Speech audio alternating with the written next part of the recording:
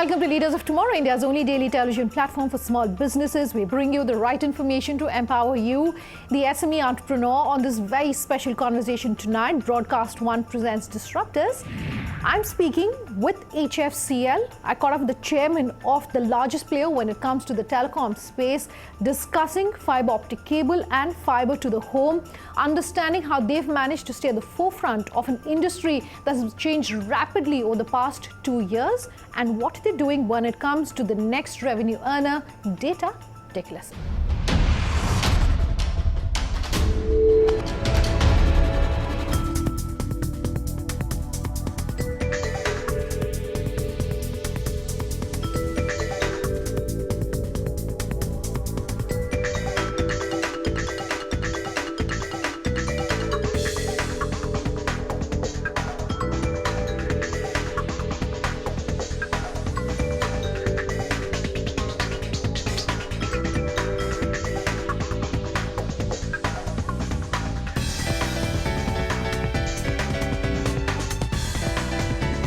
Thank you for taking the time to join us on this interview. And one of the fastest growing spaces, of course, is what's happening in the telecom industry.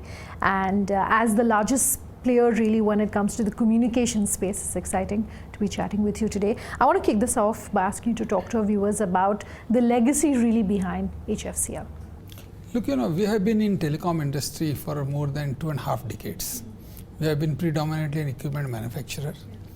Now we have become not only equipment manufacturer, but fiber optic cable manufacturer in a big way. Apart from that, we do a lot of system integration, where we buy equipment from others, put our equipment together and deliver as a complete solution to the customer. Sure.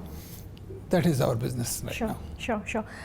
The industry, the telecom industry, you said you've been in this space for 2.5 decades, but in the last 2.5 years, possibly the kind of changes that this industry has seen has been unprecedented. Your views on how that has been changing, what perhaps the biggest changes are, and how are you really preparing for those changes? Look, there has been a huge disruption in the industry in the last 2.5 years.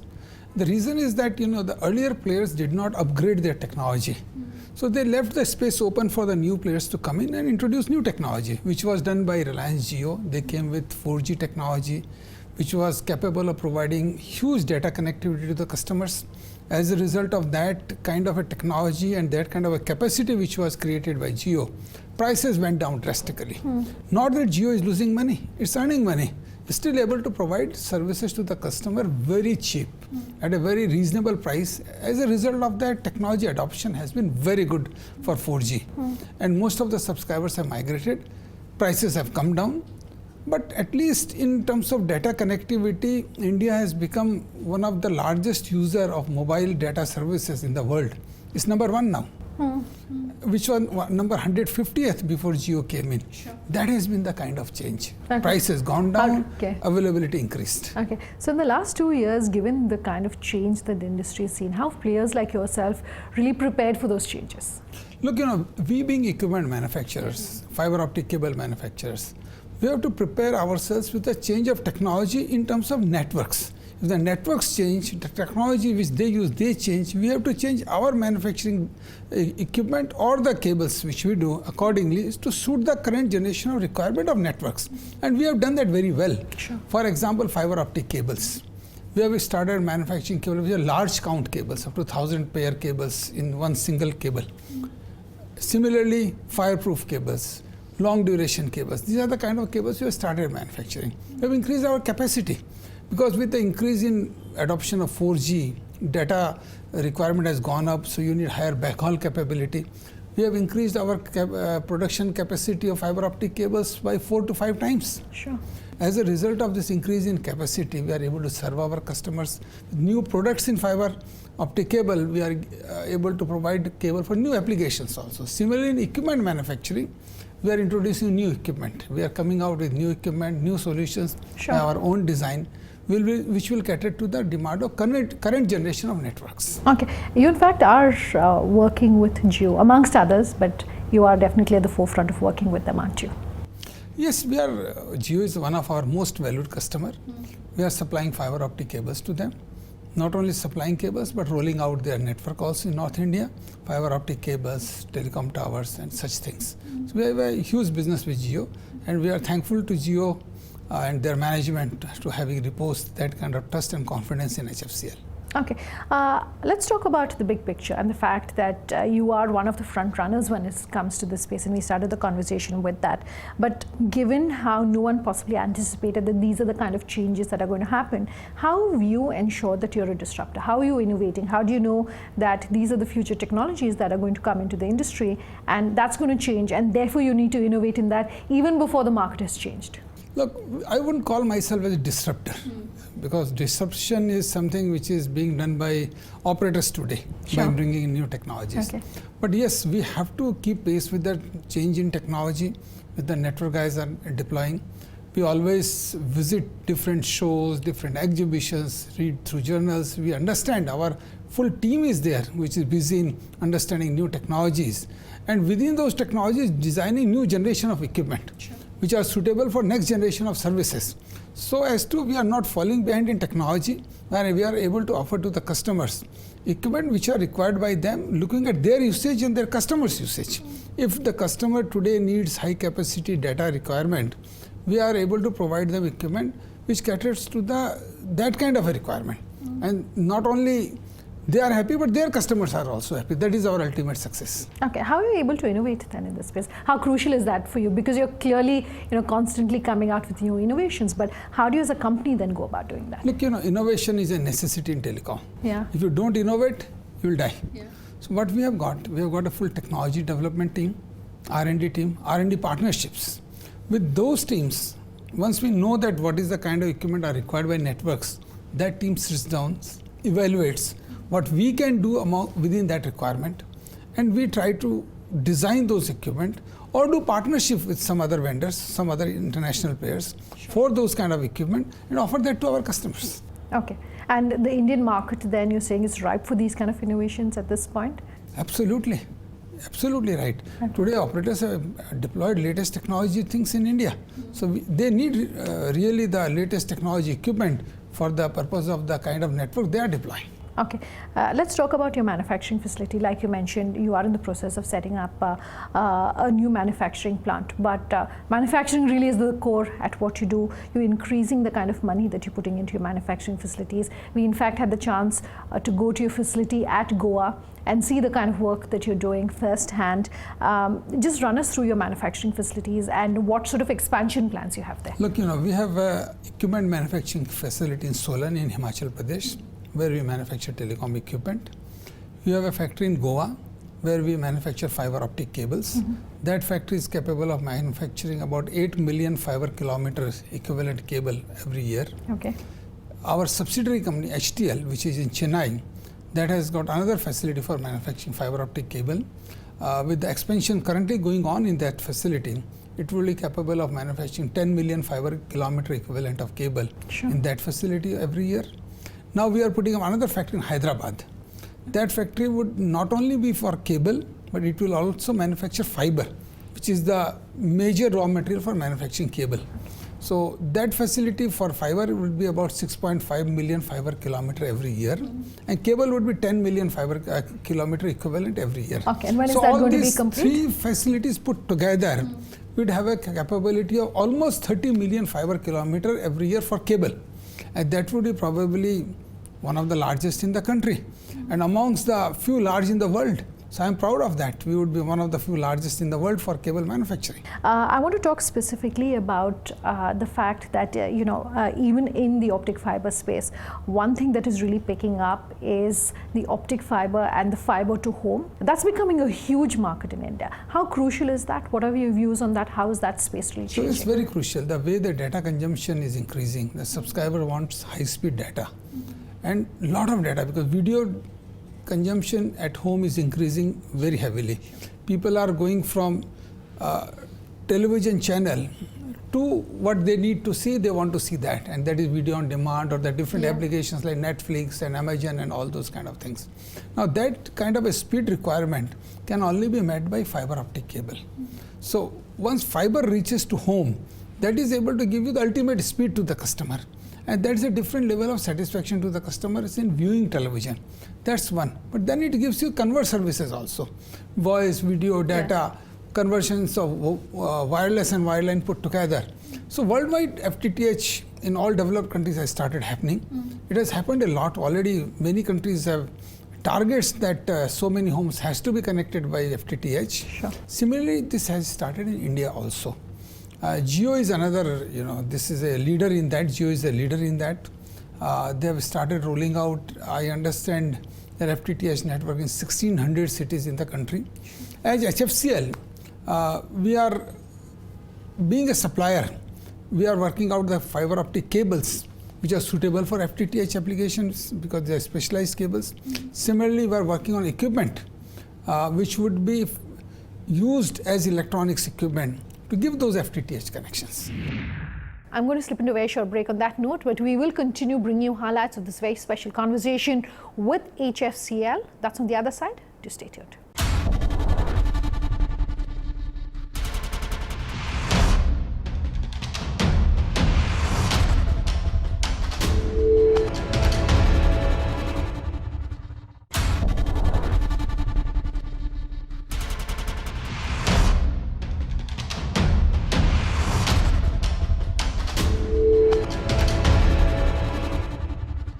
Welcome back. You're with us here on Leaders of Tomorrow. Tonight, continuing to bring you this very special conversation under the special series, Broadcast1 presents Disruptors.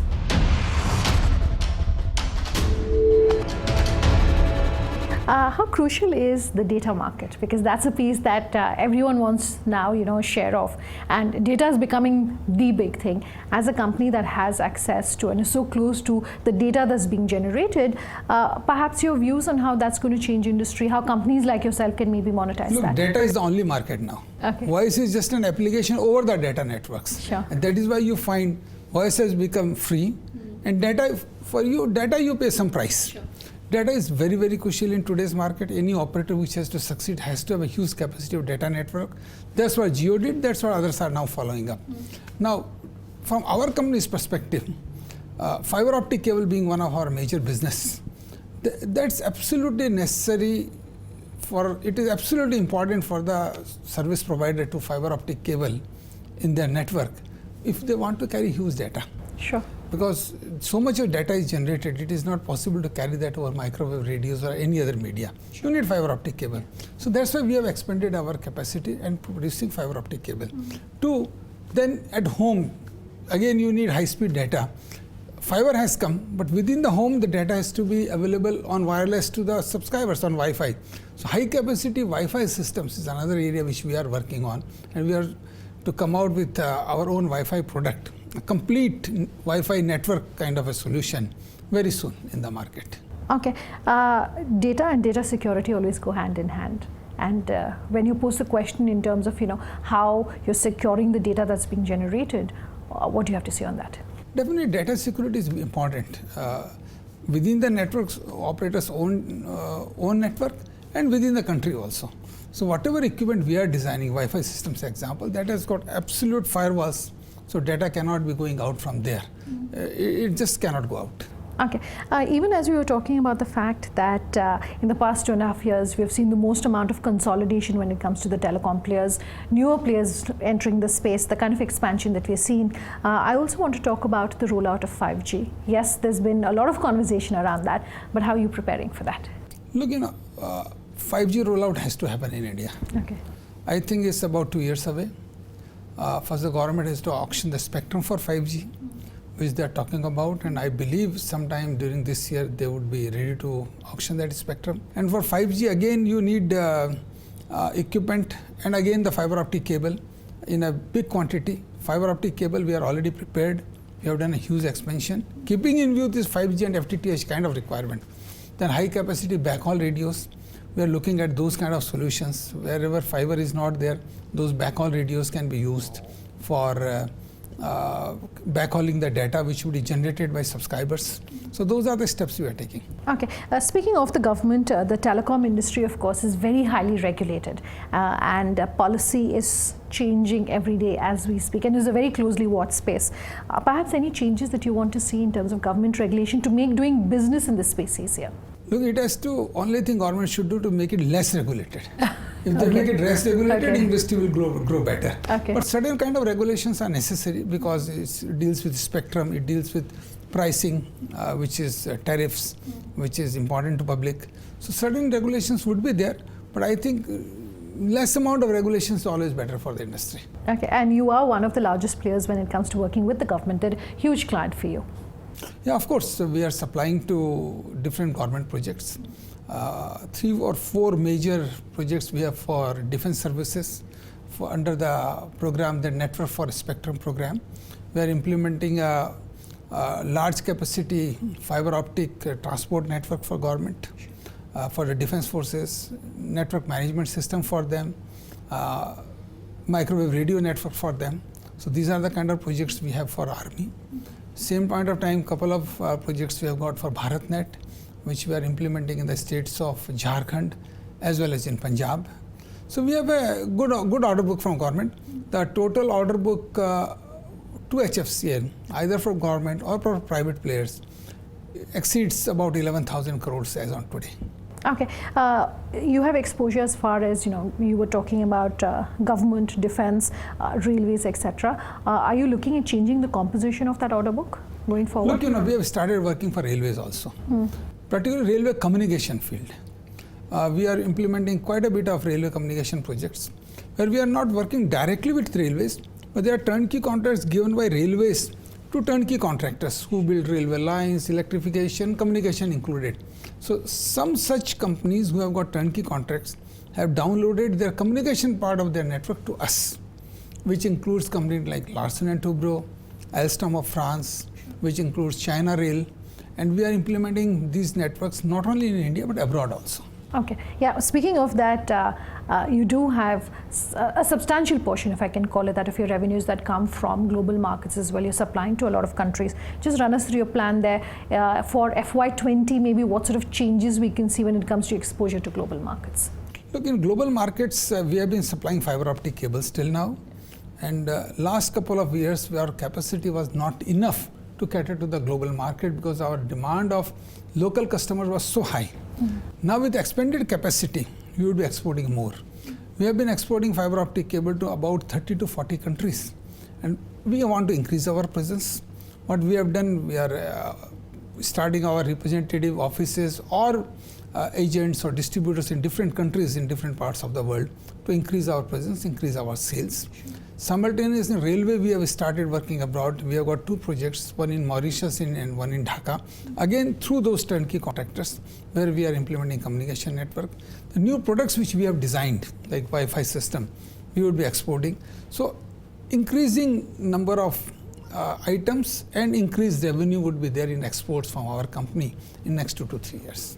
For anyone who's involved in a high growth industry like yourself, the question we always love asking is how you train manpower, because skilled manpower is the need of the day, particularly when you're talking about future technology, you're talking about data, you're talking about other forms of technology and the telecommunications industry.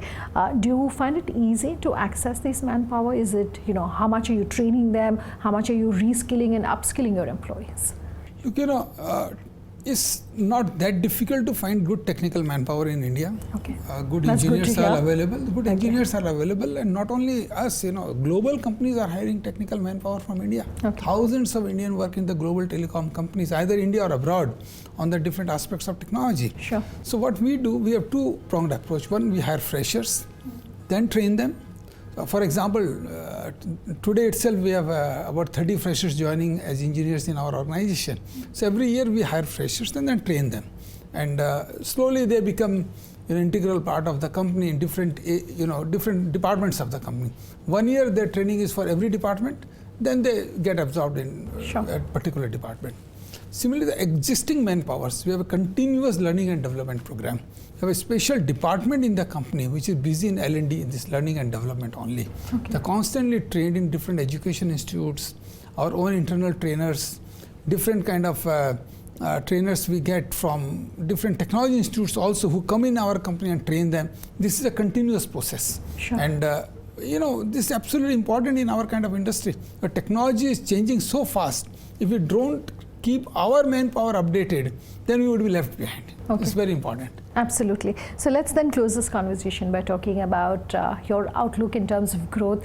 You've seen phenomenal CAGR growth over the past couple of years, between 12 to 15% almost year on year. What's the future looking like? Look, our growth has been very good. If you look at last 3 quarters of the current year, or even year before that, the growth has been pretty good. We have shown in the quarter-to-quarter basis very good growth in last year. Current year also, since our order book is so good, we expect numbers to be even better. As I said, order book is exceeding 11,000 crores. So a good order book would always mean good quantum of execution also. Absolutely. And wish you all the very best. Thanks for taking the time on the show. Thank you very much. All right, that's our show tonight. If you have any feedback for us, we love hearing from you, the viewer. Do get in touch. leadersoftomorrow@timesgroup.com is our email ID. On social media, tweet at me at Sunanda_J or LOT_ET now, which is our official Twitter handle. On Facebook, we're at Leaders of Tomorrow on ET now. Thanks for watching. Have a good night.